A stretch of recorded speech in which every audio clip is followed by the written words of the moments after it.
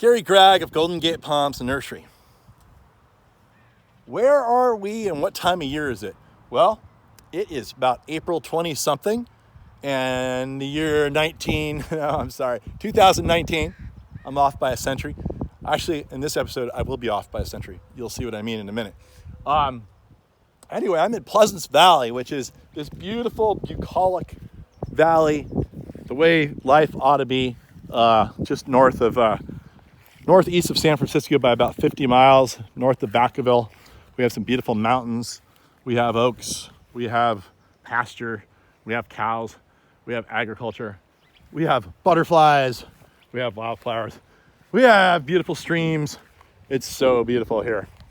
Now, one of the reasons it's so beautiful right now is because of the time of year. The third week of April in California is historically known as the lushest time of year, with vegetation, wildflowers, basically a massive celebration of spring and the fact that we had all of this abundant rainfall that we were so lucky to get this year that filled the reservoirs up and put us in such a great position.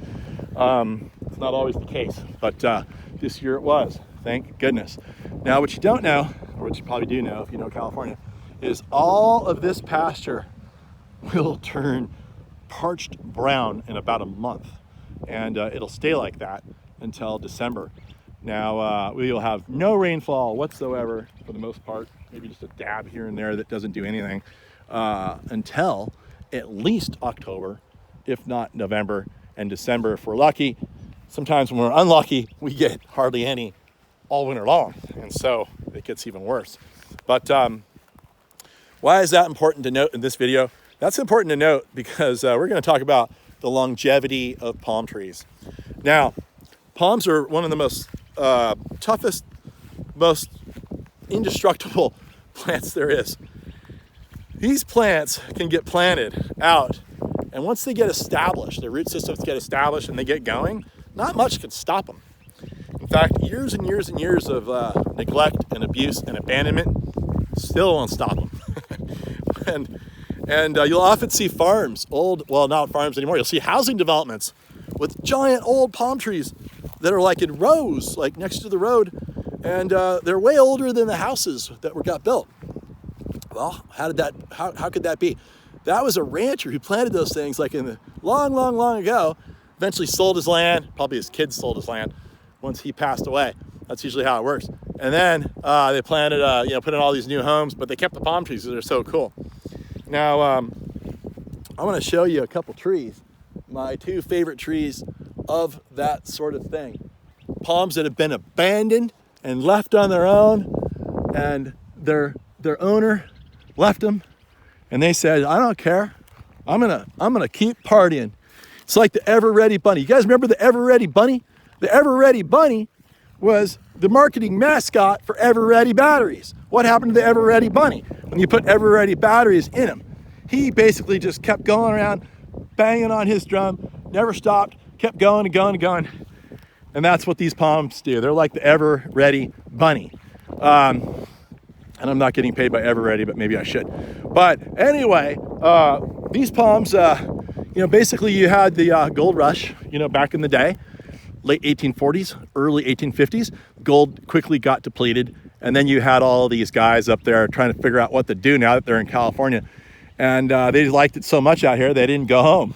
They stayed and they bought farmland, right? Then they had to build houses. And what do you do when you're an Easterner and you come out to California and you realize you don't have to put up with winter ever again? Well, you want to tease all your friends that might come out and visit you by signifying that, by planting two palm trees at the entrance to your new home to basically tell the world, this is where I live. I am here. Come in and join me for a cold beer or some whiskey. So here we have a great example of that. We have two trees. These trees are at least 125 years old, if not 175 years old. That would put us right at 1850 on the low end and 1890 on the high end. So these are California fan palms. Out of 3,000 different kind of palms in the world, only one is native to California, This tree is a remnant from when California used to be tropical, okay? This palm used to rim the Central Valley when it was an inland sea. It was rainy, it was humid, it was wet, and it did not freeze back then. But then we had a little bit of shifting climate. Ice Age came, pushed these trees all the way down to the only place they could survive during the Ice Age, which was little pocket valleys in places like Palm Springs, and little spots in Arizona next to streams, and in oasis situations where it wouldn't freeze because it was so subtropical down there, and they would have water. Now, if these palms, they're native to Palm Springs area, if these palms were taken out of their little area that they're native to along the streams where there's water and planted out at a hotel, and that hotel went out of business and stopped watering their palms, these palms would die there. But they won't die here. The reason they die there is the ground's so dry, so hot, there's not enough moisture to survive. If that were the case, these palms would be all through the desert and it would not be a desert. People make the assumption because they're from a desert, that means they're drought tolerant. Well, sort of, kind of, but not really. If they were truly that drought tolerant, they would cover the entire desert.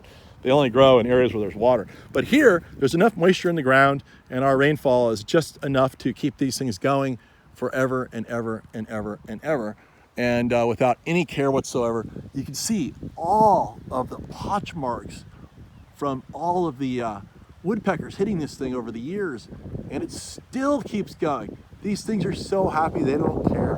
Like I said, they want to keep partying. They're hoping somebody's going to come out here and bring the whiskey, walk in, and have a good time with them, because they certainly are. This is what happens when all the fronds self-clean themselves. You end up with a little debris. Now let's go take a tour of the person's house who planted this. I came out here. You should not really come out here.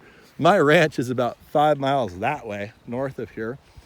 Someday you'll be able to come out there and do Airbnb at my place, so I'm setting it up for that. See all my crazy plants, my botanical garden. You'll drive right by these plants as you drive by on Pleasance Valley Road. It's such a beautiful scene, but please do not come out here because I don't even really have permission, but I don't think that they would care too much. But this is so compelling that I had to come out here. Now, we have a bunch of poison oak in here that's covering what appears to be almost like an old Incan wall. These are all native moss rock from the local hills around here. They were all collected, and it looks to me like this is right where the guy's house was, or girl, or whoever it was, and this was their life. This is where they lived. They dug out this cellar. It's probably where they stored all their food. They made these rock walls that have all fallen apart over the years.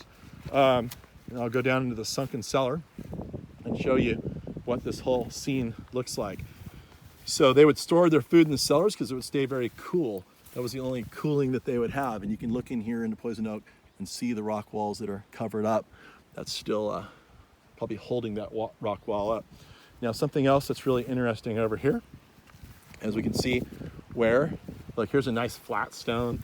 This might have been a stepping stone that they had, and another big flat stone over here. But we're basically looking at someone's life. And this was the view they had looking out their front door every single day, right there. Oh my gosh. Do you see the brilliance? Oh, look, they lined it up with the mountain looking through the palms. Oh, that's incredible. Wow. This is why they chose this spot right here. What a magical life they must have had. Probably a hard life, but a really satisfying life. Now let's go see where they got their water from. This is all hand built. There was no Home Depot, no Lowe's, no nothing. You couldn't buy these palms from Lowe's. I don't even know where they got these palms, but probably from seeds from a friend who came up from the Palm Springs. Look, here's a hole in the ground, and look what we have down here. All hand-built rock basin where they undoubtedly dropped their bucket to get their water. And you see they even have a steel pipe in here that they put in later to use for irrigation. I'm sure this thing is filled in a little bit, but this is the remnants of their well. And you can imagine how hard it must have been to hand dig that well, get all those stones, stack it up. These days we just turn on our tap. So every time you get a little depressed because something's going on in your life, I want you to remember that well, having to build that well, and then having to get water out of it every day. Come on, all right? So let's keep taking the tour here. see what paradise was like back in the day. We have another stone wall back here. Make a terrace. Might have been a garden terrace. It's hard to say. But look at the beautiful setup they have back here. There's California walnuts. Now, California walnuts are native to California. They make really good edible walnuts. And they say that they think that a lot of these California walnuts, they find these trees around Native American settlements. And they think what happened was they may have unintentionally became farmers of these trees just by the mere fact that they would bring seeds back to the seeds like this back to the settlement, and then the seeds would get lost and they would sprout, and that's why they are here today. And the same thing goes with this location here. They may have planted these trees, or they may have brought them here unintentionally, and the seeds germinated. But look, these guys even had a swimming hole out in the backyard. Look at the life that they lived here. And yeah, I'd be a little nervous on big flood nights, but it looks like it held up. They probably got a lot of their stone out of this river course right here. There's some pretty big stones down there, as you see. But the whole point of this exercise here is to basically tell you that when you buy palm trees, hopefully from Golden Gate Palms, because that's the best place to buy palm trees from. We all know that. When you do that, it may be that you're planting something that will be a legacy for future generations to enjoy. Just as I enjoy driving by these palms every time, it's kind of a religious experience to me to know that someone planted them so long ago. They are long gone, and yet the beauty that they put in the ground still continues on. And so that's how I'll leave you right there, with that thought and a little bit of sound from these trees.